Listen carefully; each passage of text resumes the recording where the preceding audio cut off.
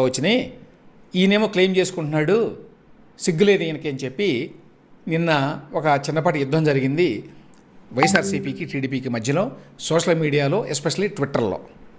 So ఎవరేమన్నారో చూద్దాం ఇందులో. దాంతోపాటు ఇందులో ఉన్న వాస్తవాలు ఏమిటి అనే విషయాలను కూడా మనం తెలుసుకుందాం. ఫస్ట్ వైఎస్ఆర్ కాంగ్రెస్ పార్టీ వాళ్ళు ఏమన్నారు? పరిశ్రమలు తెచ్చింది వైఎస్ జగన్ గారు, డబ్బా కొట్టుకుంటుంది ఎన్సీబీఎన్. సో వీళ్ళ క్లెయిమ్ ఏంటి? సెప్టెంబర్ 29, 2021 శ్రీ సిటీలో బ్లూ స్టార్ పరిశ్రమకు శంకుస్థాపన జరిగింది అని ఒకటి. అలాగే ఏప్రిల్ 7, 2022 శ్రీ సిటీలో డైకిన్ పరిశ్రమకు శంకుస్థాపన జరిగింది అనేది మరొకటి. సో ఈ రెండు కూడా వార్తలు కూడా వేశారు వీళ్ళు. వేసి ఇది ఎవిడెన్స్ చూడండి, 21లో ఒకటి, 22లో ఒకటి వస్తే ఇక్కడ చంద్రబాబు నాయుడు నిన్న వెళ్ళి ఇనాగ్రేట్ చేసి తానే తెచ్చినట్టుగా క్లెయిమ్ చేసుకుంటున్నాడు. ఫస్ట్ పాయింట్, ఒక ప్రభుత్వంలో వాటి కొంత గ్రౌండ్ వర్క్ జరిగి ఉండొచ్చు, ఇంకో ప్రభుత్వంలో అవి యాక్చువల్గా స్టార్ట్ అవ్వచ్చు ఆపరేషన్స్. ఇది సాధారణంగా జరిగేదే, పెద్ద విశేషమేమీ కాదు. ఇప్పుడు ఒకవేళ నిజంగానే జగన్మోహన్ రెడ్డి కాలంలో ఇవి వచ్చినాయి అనుకుందాం, ఇప్పుడు చంద్రబాబు నాయుడు ప్రారంభోత్సవాలు చేశాడు అనుకుందాం, అందులో తప్పేమీ లేదు. ఫస్ట్ పాయింట్, ఎందుకంటే జగన్మోహన్ రెడ్డి ఆల్రెడీ అయిపోయిన కియా ప్లాంట్కి ఒకసారి కాదు 2 సార్లు చేశాడు. రోజా అండ్ కంపెనీ వెళ్ళి ఒకసారి చేశారు. కాబట్టి అటువంటివి జరుగుతాయి. నెంబర్ 1. నెంబర్ 2, అసలు వాస్తవం ఏంటి అనేది ముందు చూద్దాం. ఇక్కడ ఎవిడెన్స్ కూడా ఉన్నది దీనికి. Daikin CEO couldn't be here because of Raksha Bandhan. Mr. Java has met you several times in 2016-17 period when చూసారా, డైకిన్ కంపెనీకి చెందినటువంటి ఆయన 2016-17లోనే మిమ్మల్ని కలిశారు అని చెప్పి స్పష్టంగా నిన్న మాట్లాడిన మాటల్లో డైకిన్ కంపెనీ ప్రతినిధి చెప్తున్నాడు. We are trying for Daikin to come to Andhra Pradesh, but they finally came 2 years. Mr. Java has met you several times in 2016-17 period when we are trying for Daikin to come to Andhra Pradesh. Mr. Java has met you several times in 2016-17 period when we companies రావాలన్నారు. దాంట్లో Daikin being the number 1 air conditioning company in the world has come to India in a big way, and that too in Sri City. We are investing a lot of money in Sri City. We have built up almost 75-acre land. We have taken another 33 acres and you are working for another 200-acre land to build up huge facilities to cater to the entire world. So that will be happening only under your vision, sir. You are a great man. You have seen the vision in 2017. Now in 2014 we are implementing, 24 we are implementing it. Sir, ఈ Daikin ప్రతినిధి మాట్లాడుతున్నాడు. 2016-17లోనే వచ్చి మేము మాట్లాడాము, అప్పుడే మీరు encourage చేశారు, ఆ తర్వాత కంపెనీ వచ్చింది, మీరు గొప్పవాళ్ళని పొగుడుతారు అనుకోండి. ముఖ్యమంత్రి ఎవరన్నా, జగన్మోహన్ రెడ్డి ఉన్నా పొగుడుతారు, తప్పదు వాళ్ళకి. కానీ వాస్తవం ఏంటంటే 2016-17 ఇది జరిగింది అనేది ఒకటి. రెండవది, మీకు మరికొన్ని నేను ఎగ్జాంపుల్స్ చూపిస్తాను, మీరు చూడొచ్చు. ఇక్కడ blue star company for example. Blue star company యాక్చువల్గా శ్రీ సిటీలో 2021లో ప్లాంట్ స్టార్ట్ అయింది. కానీ మీరు ఇక్కడ కనుక చూస్తే ఏప్రిల్ 6, 2018లో వార్త ఇది భువనేశ్వర్ నుంచి వచ్చింది. Air conditioner manufacturer Blue Star will start commercial production from its plant at Sri City, Andhra Pradesh by the end of 2021. So 2018లో ఏం చెప్తున్నారు, కంపెనీ ఇక్కడ ఆల్రెడీ నిర్మాణం ప్రారంభమైంది, 2021 ఎండ్కి ఆపరేషన్ స్టార్ట్ అవుతాయి, installed capacity of 5 lakh units per annum అని చక్కగా వార్త ఉంది. సో 2018లో వచ్చింది బ్లూ స్టార్.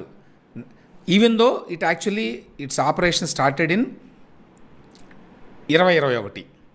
కాబట్టి 2021లో స్టార్ట్ అయింది అని చెప్పడం కరెక్టే, కానీ దానికి ముందు ఒప్పందాలు జరిగింది, ఎంఓయూలు ఎంటర్ అయింది, ఇవన్నీ కూడా 2018లోనే. వేరే కంపెనీలు కూడా ఉన్నాయి యాక్చువల్గా, అంటే ఇదేమో నియో లింక్ అనే కంపెనీ. అలాగే ఇది చూడండి, ఈ వార్త జనవరి 28, 2017. ఇది ఎక్కడది?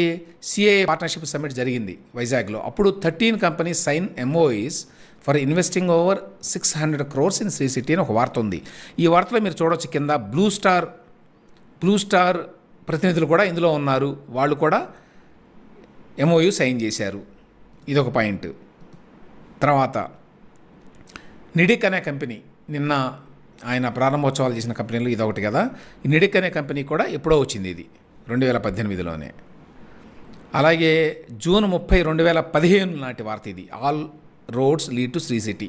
ఇక్కడ ఒక పాయింట్, శ్రీ సిటీ వచ్చింది వైఎస్ జగన్మోహన్ రెడ్డి గారు ముఖ్యమంత్రిగా ఉండగా. That is also a fact. అయితే దాన్ని ఎంకరేజ్ చేసింది, అది ఇంత ఎదగడానికి దోహదం చేసింది. ఈవెన్ కిరణ్ కుమార్ రెడ్డి ప్రభుత్వంలో కూడా జరిగింది మంచి వర్క్. చంద్రబాబు నాయుడు గారు కూడా చాలా చేశారు. అది ఇక్కడ గమనించాల్సిన విషయం. సో ఈ సిద్ధార్థ లాజిస్టిక్స్ అని ఇట్లాంటి కంపెనీలు అన్నీ కూడా ఆ టైంలో ఇవన్నీ వచ్చిన కంపెనీలు. అది ఇక్కడ పాయింట్. అది ఇవన్నీ కూడా అంతకుముందే వచ్చినాయి. కాబట్టి ఇప్పుడేదో కొత్తగా 21లోనో 22లోనో ప్రారంభం కాల. అయితే ఇక్కడ కీలకమైన పాయింట్ ఒకటి ఉందండి చెప్పాల్సింది. అదేమిటంటే కొన్ని పరిశ్రమలు ఏదో ఒక ప్రభుత్వంలో వస్తాయి. అందుకోసం ఆ ప్రభుత్వం కష్టపడి ఉండొచ్చు, కష్టపడి ఉండకపోవచ్చు. అప్పటి ముఖ్యమంత్రి అందుకోసం ఫాలోఅప్ చేసి ఉండొచ్చు, చేసి ఉండకపోవచ్చు. కొన్ని అవసరాల దృష్ట్యా ఇదిగో ఈ ఫెసిలిటీ బాగుంది, ఇది బ్రహ్మాండమైన ఫెసిలిటీ, ఇక్కడ పెట్టుకుంటే మనకు మంచిది అని అనుకుని వాళ్ళంతటా వాళ్ళే రావచ్చు. ప్రభుత్వం ఏం చేసి ఉండకపోవచ్చు దానికి. అట్లా వస్తాయి కొన్ని కంపెనీలు. సో ఆ రకంగా కొన్ని కంపెనీలు వచ్చినాయి. జగన్మోహన్ రెడ్డి ముఖ్యమంత్రిగా ఉండగా కూడా వచ్చినాయి కొన్ని కంపెనీలు.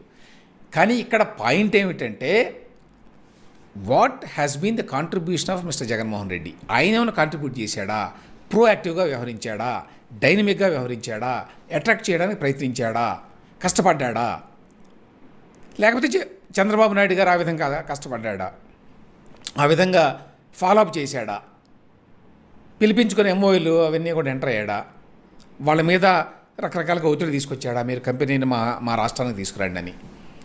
ఈ విషయంలో తేడా ఉంది ఇద్దరికి. ఈ విషయంలో క్లియర్గా స్పష్టంగా చంద్రబాబు నాయుడు చాలా ప్రోయాక్టివ్గా ఉంటాడు మొదటి నుంచి. కాబట్టి జగన్మోహన్ రెడ్డి ఉన్న కాలంలో ఏ కంపెనీలు రాలేదు అని కాదు, కొన్ని కంపెనీలు వచ్చిన మాట వాస్తవం. అయితే ఆ కంపెనీలు రావడానికి జగన్మోహన్ రెడ్డి ప్రత్యేకంగా కష్టపడింది ఏమీ లేదు. వేరే చంద్రబాబు నాయుడు చిన్నదానికి పెద్దదానికి కూడా కల్పించుకొని ఆ కంపెనీలు తీసుకురావడానికి పదే పదే ప్రయత్నం చేశాడు. దానికోసం కొంత క్రెడిట్ తీసుకోవడానికి ప్రయత్నం కూడా చేస్తాడు ఆయన, అది కూడా నిజమే. కానీ ఆయన వాస్తవంగా కష్టపడతాడు, వాస్తవంగా ఫాలోఅప్ చేస్తాడు, వాస్తవంగా తన బ్రాండ్ను ఉపయోగిస్తాడు, దీనికి మార్కెటింగ్ చేస్తాడు, అన్నీ చేస్తున్నాడు. ఆ విషయాన్ని గమనంలో పెట్టుకోవాలి.